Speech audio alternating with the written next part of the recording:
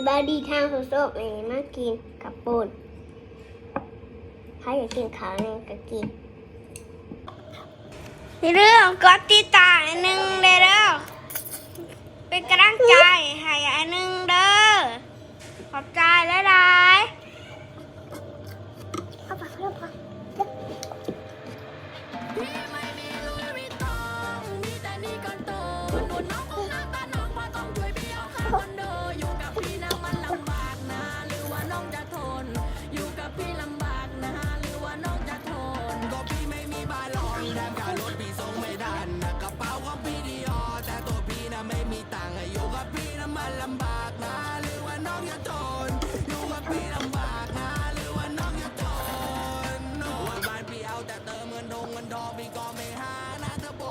จิบเนี้ยจิบ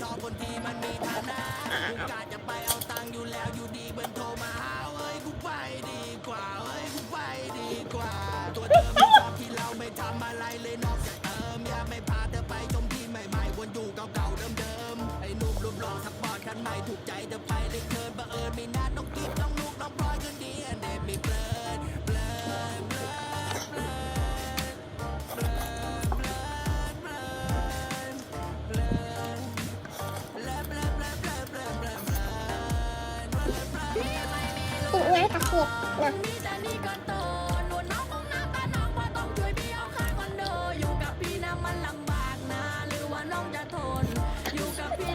ปิดหน้าคลายเอามือจับเอาซัก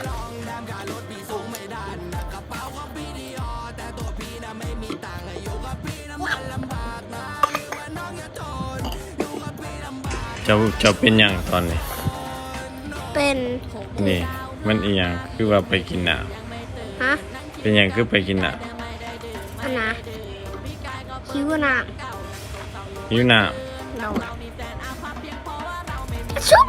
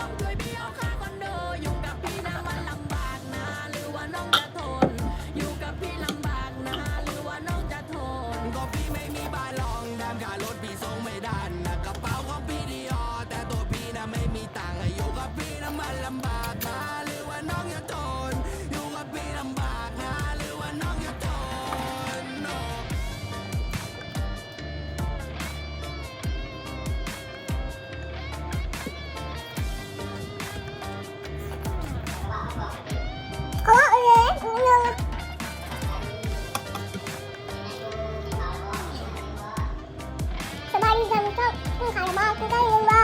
ให้กินกับเกม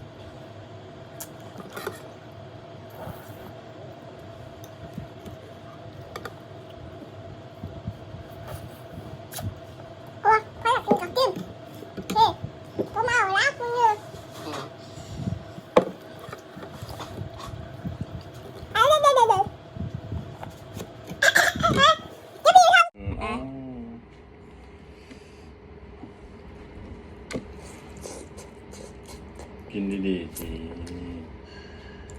สดน้ำสดไหล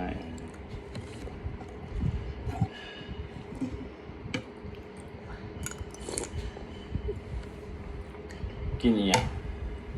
กับปุ้น